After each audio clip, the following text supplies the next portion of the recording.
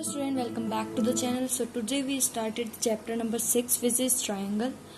So सबसे पहले triangle में हमारा जो टॉपिक है वो है सिमिलैरिटी. सो सिमिलैरिटी क्या होता है और क्यों हमें ये ज़रूरत में पड़ता है. सो इस चैप्टर में हम देखते हैं. सबसे पहले हम सिमिलैरिटी की कंडीशन देखते हैं कि कंडीशन क्या होती है सिमिलैरिटी. तो सिमिलैरिटी क्या होती है? कोई इंसान किसी के जैसा दिखता हो, उसके अंदर किसी के जैसे गुण हो, इस तरीके से कुछ. तो वैसे उस चीज़ को हम सिमिलैरिटी कहते हैं एज अ सिंपल लैंग्वेज अगर बात करें तो. लेकिन अगर मैथमेटिक्स में बात करें कि हम सिमिलैरिटी किसे कहते हैं तो उसके लिए कुछ कंडीशंस है which is condition for similarity मैं आपको बताऊंगी यहाँ पे. तो मैंने क्या किया, दो ट्रायंगल लिए हैं. आप देख पा रहे हैं कि दो ट्रायंगल लिए हैं मैंने विच इज ABCPQR. तो दो ट्रायंगल हैं मेरे पास. तो इन ट्रायंगल में क्या कंडीशन होनी चाहिए कि ये दोनों सिमिलर हो, ये दोनों सिमिलर हो. सो अब मैंने कहा कि in triangle ABC and PQR सबसे पहली कंडीशन होनी चाहिए हमारे पास कि जो एंगल्स हैं वो इक्वल होने चाहिए which is angle A equals to angle P, angle A equals to angle P होना चाहिए, angle B is equals to angle Q होना चाहिए and angle C is equals to angle R होना चाहिए. इसका क्या मतलब है कि जो एंगल A है हमारे पास वो होना चाहिए एंगल P के इक्वल, इस तरीके से कुछ. और जो एंगल B है हमारा वो होना चाहिए एंगल Q के इक्वल, कुछ इस तरीके से. और जो एंगल C है हमारा वो होना चाहिए एंगल R के इक्वल. तो इस तरीके से हमारी तीनों एंगल्स इक्वल होने चाहिए. ठीक है. तो अब अगली कंडीशन क्या है? ये कंडीशन ओनली ये कंडीशन नहीं, एक और कंडीशन. अगर ये दोनों कंडीशन फुलफिल होते तभी हमारी कोई फिगर जो है सिमिलर होती है. नाउ अब जो दूसरी कंडीशन है वो है हमारी इन साइड का रेशियो.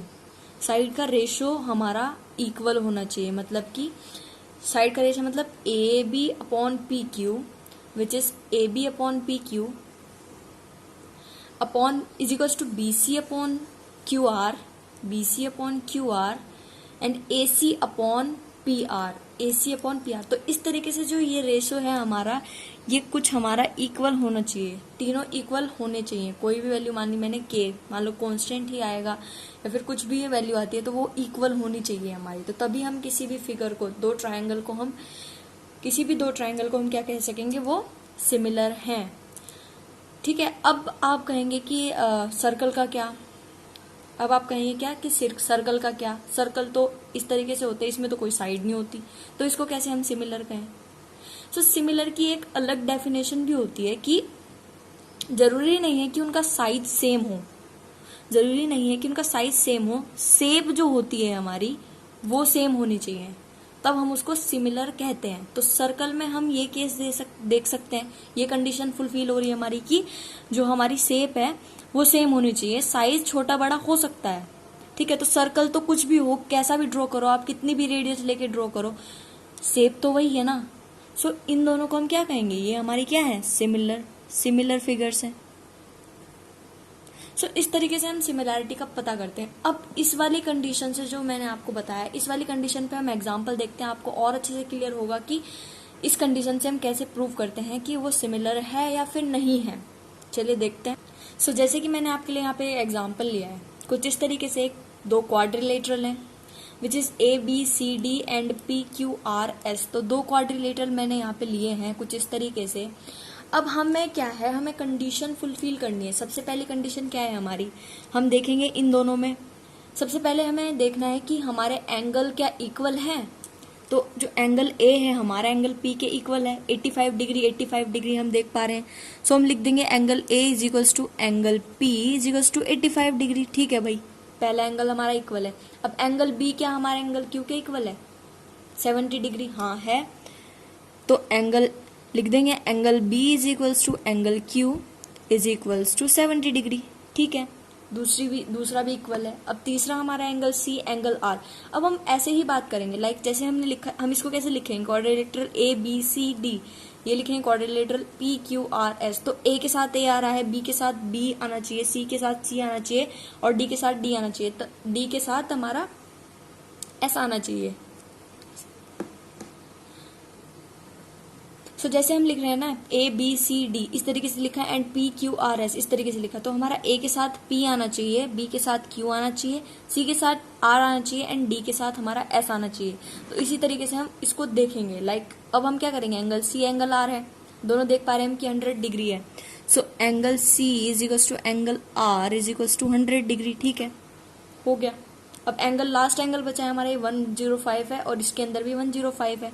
सो यहाँ पे लिख देंगे angle D is equals to angle S is equals to 105 degree. अब आप देख पा रहे हैं कि जो हमारे चारों एंगल है वो तो इक्वल हो गए इस फिगर में। अब हम नहीं कह सकते कि सिमिलर है, अभी हमें ये भी देखना पड़ेगा कि जो इसके साइड का रेशियो है, क्योंकि हमें कुछ मेजरमेंट्स दे दिए इन्होंने, तो जो साइड का रेशियो है हमारा वो भी हमारा इक्वल होना चाहिए। तो सबसे पहले हम रेशियो देखते हैं AB अपॉन PQ।